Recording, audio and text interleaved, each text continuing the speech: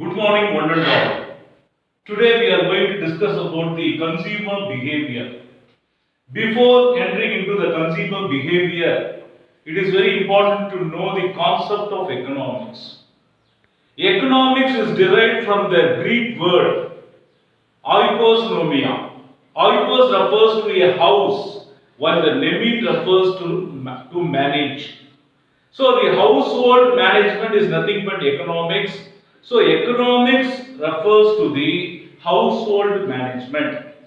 ஒரு குடும்பத்தை எவ்வாறு நிர்வாகம் செய்ய வேண்டும் என்பதுதான் பொருளாதாரம் என்பது. According to Adam Smith, economics deals with acquisition, accumulation and expenditure of wealth. செல்வத்தை எங்கனம் அடைவது, செல்வத்தை எங்கனம் திரட்டுவது, அடைத்த திரட்டிய செல்வத்தை எங்கனம் செலவிடுவது என்பதுதான் பொருளாதாரம் என்பது. Adam Smith was born in the year 1723 and he has been expired in the year 1790. In the year 1776, he has given a wonderful definition which has been named as a wealth definition. So he has published a book called as Wealth of Economics in the year 1776. The definition of wealth definition is nothing but an inquiry into the nature and causes of wealth of nation. While when we take into account of the welfare definition, it is a study of one side, it is a study of wealth, and another important side, it studies about the well-being's welfare aspect. According to Alfred Marshall, economics is a study of mankind in the ordinary business way of life, which examines that part of individual and social action which is most closely connected with the attainment and material requisites of the well-being. Alfred Marshall has given this wonderful definition, welfare definition, in the year 1890. He was born in the year 1942 and he has expired in the year 1924. As far as the third important vital definition is none other than the scarcity definition, which has been given by Lionel Robbins. Lionel Robbins was born in the year 1898 and expired in the year 1984. In the year 1932, he has given a marvelous definition. Economics is a science which studies the human behavior as the relationship between the ends and scarce means which have alternative uses. So the human wants are unlimited, but the resources which require to satisfy these wants are very limited in nature. As far as the fourth important dominant economic definition is none other than the growth definition, which has been propounded by Paul A. Samuelson. He was a Nobel laureate. He received the Nobel Prize for Economics in the years 1970. He was born in the year 1915, 15th May. He has been expired in the year 2009.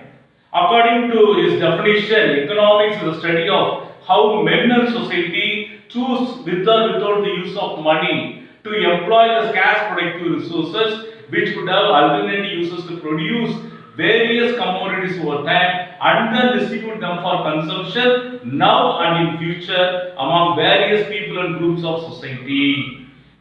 As far as the consumer behavior is concerned, consumption is the branch of economics which deals with the satisfaction of human wants. The satisfaction of human wants is the first and foremost important economic activity. As far as the production is concerned, it is nothing but the transformation of inputs into outputs. But the first and foremost important economic activity is the consumption. So every work enables man to demand certain goods. But a person will be demanding goods only if the particular good possesses the utility. The utility differs from person to person, place to place. When we take into account of the human wants, the futures of human wants as different futures, that is, the wants are unlimited in nature, the wants are satiable, wants are alternative, wants are complementary in nature, wants are recurring in nature, wants vary with the time, place and person. So as far as the first and foremost important feature of human wants is concerned, wants are unlimited.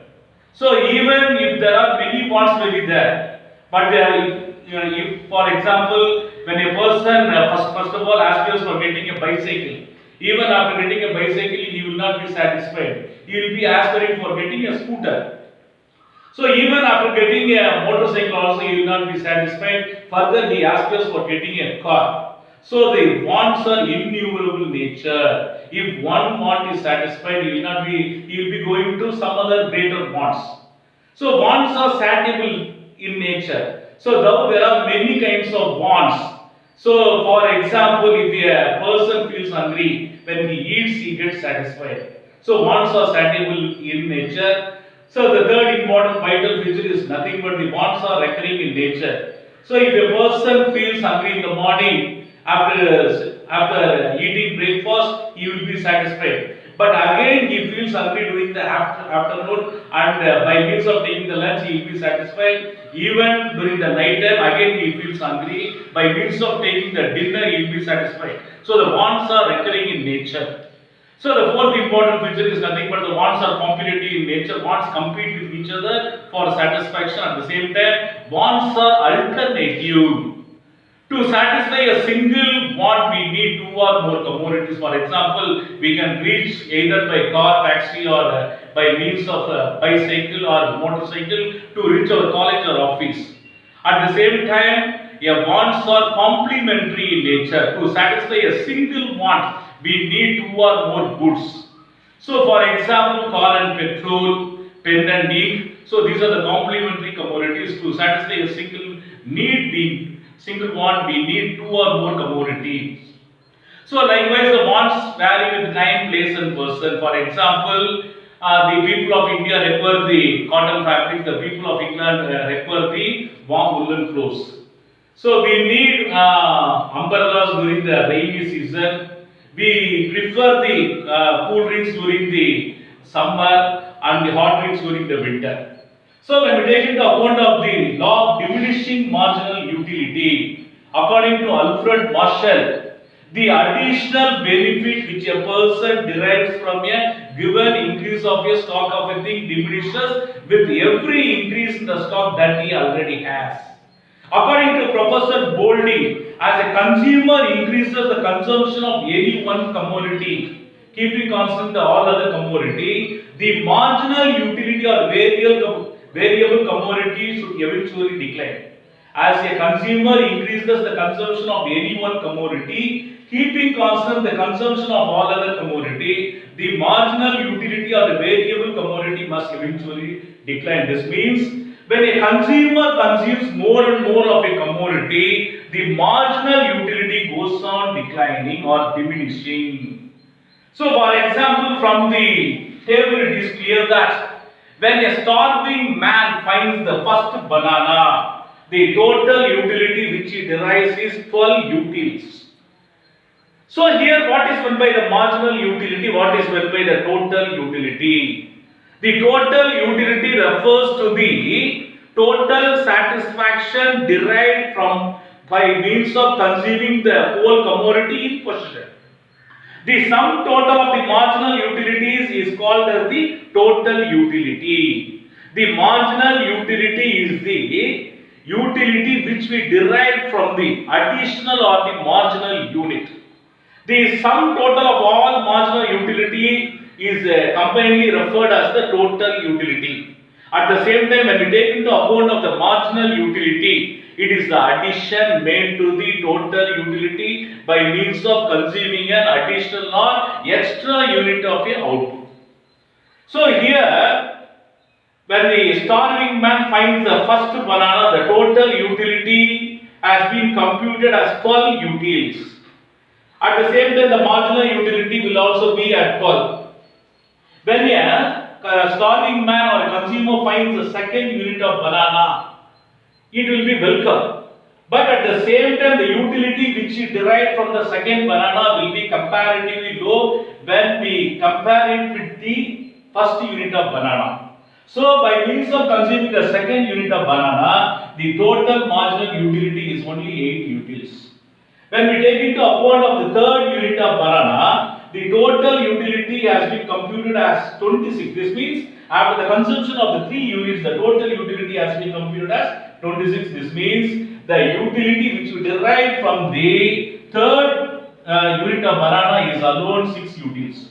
So when we take into account of the 4th, 5th and 6th, the utility goes on increases. After the consumption of the 4th, the total utility is 30, but the marginal utility which we derive from the 4th unit alone is 4 utils. By means of consuming the 5th unit, the marginal utility alone is 2, but the total utility is constant.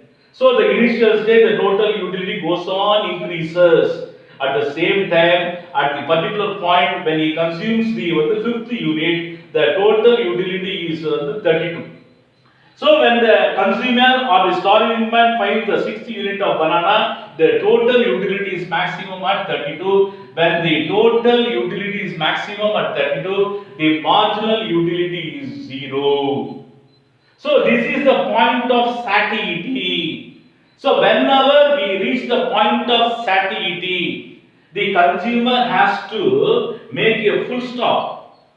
So எப்பொழுது மொத்த அந்த பயன்பாடு என்பது உச்சத்தில் இருக்கின்றதோ, எந்த தருவாயிலே இறுதி நிலை பயன்பாடு என்பது பூஜ்யமாக இருக்கின்றதோ, அந்த தருவாயிலே அந்த பண்டத்தை நுகரக்கூடிய அந்த நிலையை நாம் நிறுத்திக் கொள்ள வேண்டும். So when the consumer consumes even after the consumption of the 6th unit of banana, the total utility declines to the level of 30. Total utility will be computed as 30. So the marginal utility is minus 2. So when we take into account of the assumption of the law of diminishing marginal utility, the successive units of the commodity should be identical and homogeneous. So each and every commodity banana which we are going to select should be the same identical size, shape, the taste should be same. So the first and foremost important assumption of the law of diminishing marginal utility is none other than the successive units of the commodity should be identical and homogeneous. If there is no identity, if it is heterogeneous, means naturally it will result in the increasing marginal utility. Secondly, we have to consume the commodity without any interval of time. So without leaving any kind of interval of time only, we have to consume each and every commodity. Thirdly, the unit consumed should be of standard unit. So by means of, if a consumer consumes a cup of milk into by means of consuming in teaspoon, means naturally it will result in the increasing marginal utility. At the same time, if a consumer cuts the banana into 5 or 6 pieces, if he consumes each and every piece of the banana after cutting the banana, means naturally it will result in the increasing marginal utility. So the main important assumption of the law of diminishing marginal utility is that the unit of commodity selected, the unit of commodity consumed should be of the standard unit. Thereafter, the taste, fashion, customs, habits of the consumer should be constant. So the taste, preference and fashion, customs should be constant. Finally, the consumer should prefer the banana only in the order of preference. If a consumer consumes the banana as a food, naturally it will result in the increasing marginal utility. So only after consuming the food only we have to consume the banana. So only after consuming the food only we have to go for the consumption of banana. So we should consume the banana without any interval of time. So we have to select the commodities in such a manner that it should be identical and homogeneous. It should be in the order of preference. All over it should be a standard unit. So without leaving any kind of interval of time only, the consumer has to choose the commodities. At the same time, as far as the importance of the law of diminishing marginal utility is concerned, the theory of law of demand is based on the law of diminishing marginal utility. So here the law of demand means it states the inverse relationship between the price and the quantity demanded. So there exists the inverse relationship between the price and the quantity demanded, states the law of demand. So this means when the price increases, the quantity demanded decreases. When the price decreases, the quantity demanded increases. So when the price level goes on increases means the consumer will be reducing the demand for that particular commodity. This is because when a consumer consumes more and more of a commodity, the intensity of the desire for the thing diminishes. So the greater the need for the commodity, greater will be the demand. Lesser the need for the commodity, lesser will be the demand. So greater the intensity of desire for the thing, greater will be the level of utility, lesser the intensity of the desire for a thing, naturally the utility will be at a declining rate. So when the price increases, the quantity demanded decreases. When the price decreases, the quantity demanded naturally increases. So the higher level of quantities will be demanded only at a lower prices, because when a consumer consumes more and more of the commodity, the marginal utility goes on declining. So this means the consumer will be giving lesser importance to the additional units of the commodity. If suppose if a consumer to purchase the additional units of the commodity, the seller or the manufacturer have to reduce the price. So only when the manufacturer or the seller reduces the price only, naturally it is possible to increase the sale of the additional or the marginal commodities. So as a consequence of this, the law of demand is based on the law of diminishing marginal utility. Secondly, the theory of taxation is based on the law of diminishing marginal utility. For example, there are four important kinds of taxation, that is degressive taxation, regressive taxation, proportional taxation and progressive taxation. So the proportional taxation is nothing but when the amount that is connected with the taxation goes on increases, the tax rate will be remaining constant. But when we take into account of India, we are implementing or following the method of the progressive taxation. The progressive taxation is nothing but when the when the taxable amount goes on increases, naturally the percentage levied, the tax rate will be increasing at a rapid speed. So the theory of taxation is based on the law of diminishing marginal utility. This is because the person or a consumer will be giving lesser importance to the additional units of the income earned. Thirdly, the change in the design, pattern, packing of a commodity very often brought about by the consumer is based on the law of diminishing marginal utility. So as far as there is a change in the design, so there are many commodities products are available in the market. So each and every product or commodity their competitiveness. So in order to capture the market, it becomes a task of responsibility of the producer to make some kind of changes in the brand name, changes in the design, pattern, packing. So by means of this, it is possible to attract the consumers. By means of attracting the consumers, it is possible to boost the level of sales.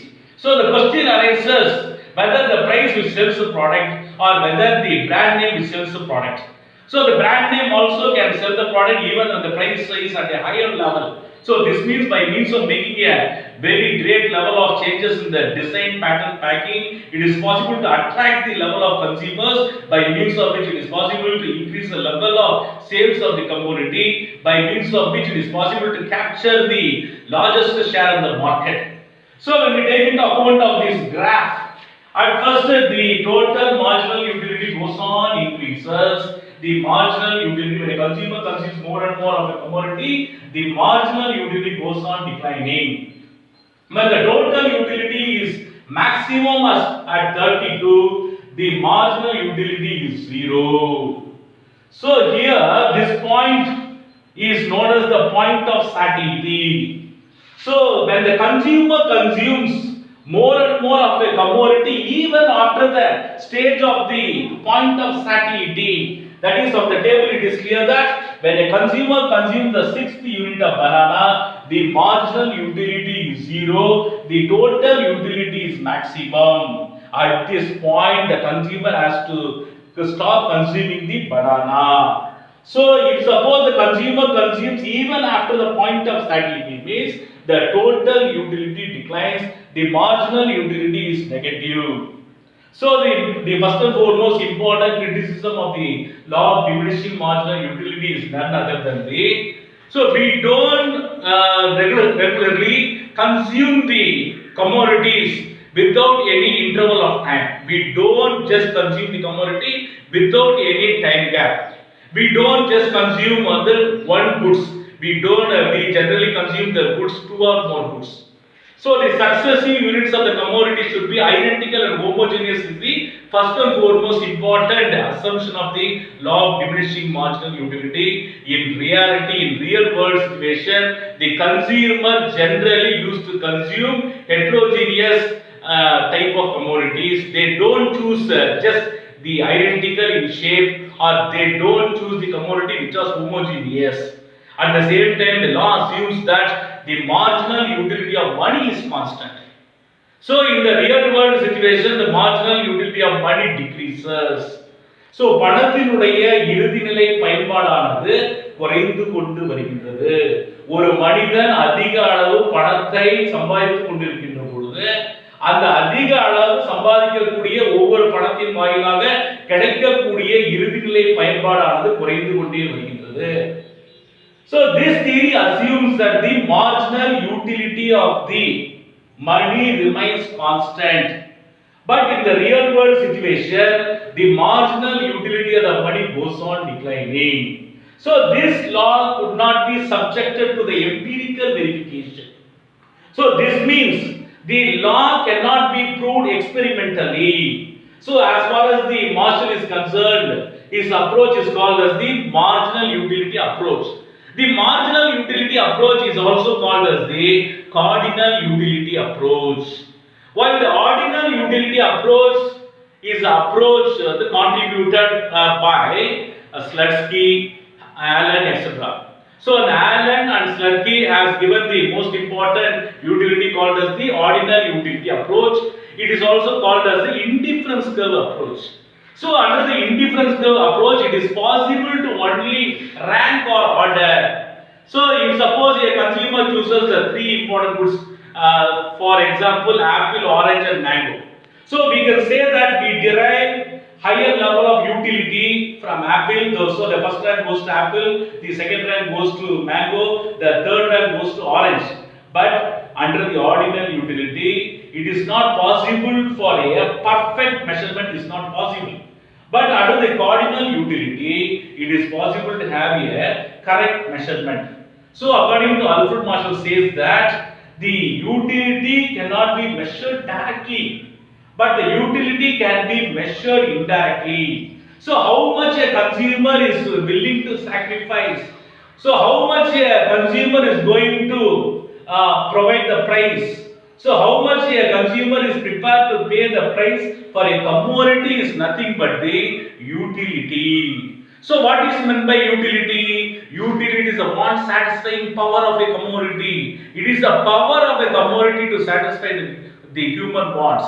So certain commodity have higher level of utility. The certain commodity have lesser level of utility. So the non-smokers don't have any utility from cigarettes. Only when a person consumes cigarette only he is going to sector the utility from cigarettes. So the utility depends upon the intensity of the desire for the thing. The utility depends upon the need of the individual. So the higher the level of the need of the individual, higher will be the level of utility. So utility is a subjective concept. It depends upon the mental makeup of a consumer. For example, South Indian prefer coffee, North Indian prefer tea. So the same tea have greater utility for North Indian and lesser utility for South Indian. The same coffee have greater utility for South Indian and lesser utility for North Indian. So it is a utility is a subjective concept. It depends upon the mental makeup of the consumer. The utility is a neutral between ends. For example, a same knife have greater utility for a surgeon. But at the same time, the knife can also be used for murdering a person or killing a person. The same knife can also be used for cutting the vegetables. So the utility is a neutral between wants. Finally, the utility is a psychological feeling which cannot be expressed enabling others to understand. So if we want to know the utility which we derive from a new brand of cool drinks, only if a person consumes the cool drinks only, it is possible to identify or calculate the level of utility which it derives from a particular brand of cool drinks. So the Alfred Marshall says that by means of indirectly it is possible to measure the utility of a commodity, how much a consumer is willing to pay, how much a consumer is prepared to sacrifice equals the utility of a commodity. So this law, the law of diminishing marginal utility, simply says that when a consumer consumes more and more of a commodity, the intensity of a desire for the thing tends to diminish. He becomes gradually indifferent as he goes on consuming. So as the consumer increases the consumption of any one commodity, keeping constant the consumption of all other commodity, the marginal utility of the variable commodity must eventually decline. So this means the successive units of commodity should be identical and homogeneous. So we have to consume the commodity without any time gap or without any interval of time. The unit selected should be of the standard units. The taste, fashion, customs and habits of the consumer should remain constant. The consumer should select the commodity in the order of preference. At the same time, the law of demand is based on the law of diminishing marginal utility. The theory of taxation depends on the law of diminishing marginal utility. The change in design, pattern, packing of a commodity, very often brought about by the producer, is based on the law of diminishing marginal utility.